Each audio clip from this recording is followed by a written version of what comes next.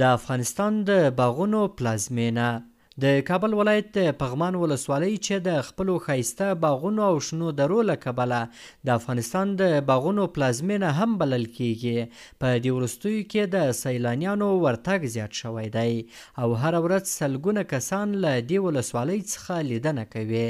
پغمان ولسوالۍ ته راغلي وو چکر باندې دغه ملګرو سره، نو ښه ماشاءالله ښه هوا ده، ښه فضا ده، ښه اوبه یخې لري. چکر دپاره ډېر ښه ځای ده ماشاءالله. تقریبا دغه 10-12 کاله کېږي چې زه کابل کې یعنې عمر مې هغه تېر سوی ده، نو دغه 12 کاله راهیسې زه چکر ته راځم، دغه هر وخت راځو، موږ جمعې یا رخصتي ورځ چکر ته راځو. دلته د چکر لپاره راغلي کسان وایي چې د نورو سیمو په پرتله دا ځای ښه هوا او منظرې لري، ځکه خو ډیری وخت له خپلو کورنیو او ملګرو سره د چکر لپاره همدا ځای انتخابوي. دا خو ډیر ښایسته باغونه، ډیره ښایسته آب و هوا لري او ډیره غرپوشه ښه ښایسته ولسوالۍ ده د کابل، او له بیلو بیلو ولایتونو مختلفو ولایتونو خلک راځي ورته، لکه ننګرهار نه بدخشان نه کونړ نه لغمان نه هر ځای نه راځي خلک و ننداره کوي. ډیره سرسبز ډیره ښایسته آب و هوا لري. پغمان که هست بیشتر یک آب و هوای بسیار تازه داره. د پغمان ولسوالۍ خو ډیره ښه آب و هوا لري او په غرونو باندې ډیره پوښلې ده. له بیلابیلو ولایتونو څخه دلته خلک راځي، لکه ننګرهار، بدخشان، کونړ، لغمان او له هر ځای څخه خلک راځي. دا ولسوالۍ ډیره شنه ده. دلته راغلي سیلانیان وایي چې پغمان ولسوالي د ښو منظرو ترڅنګ تاریخي ځایونه هم لري او ډیری کسان د همدې تاریخي سیمو د لیدلو لپاره دلته راځي.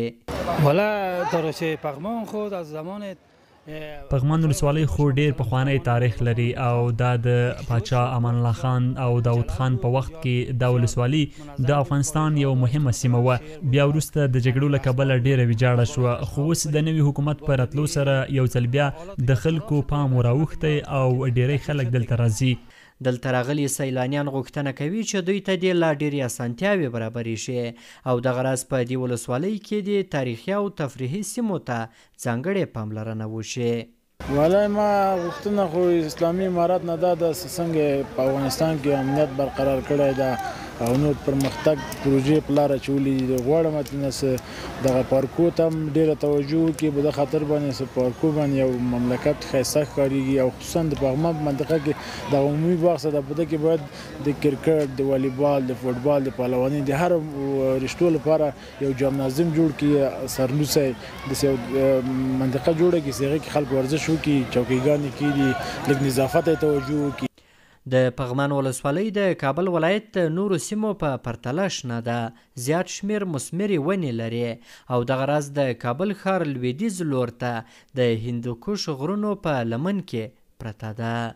احسان الله کریمي، CGTN پښتو، د کابل ولایت د پغمان ولسوالۍ.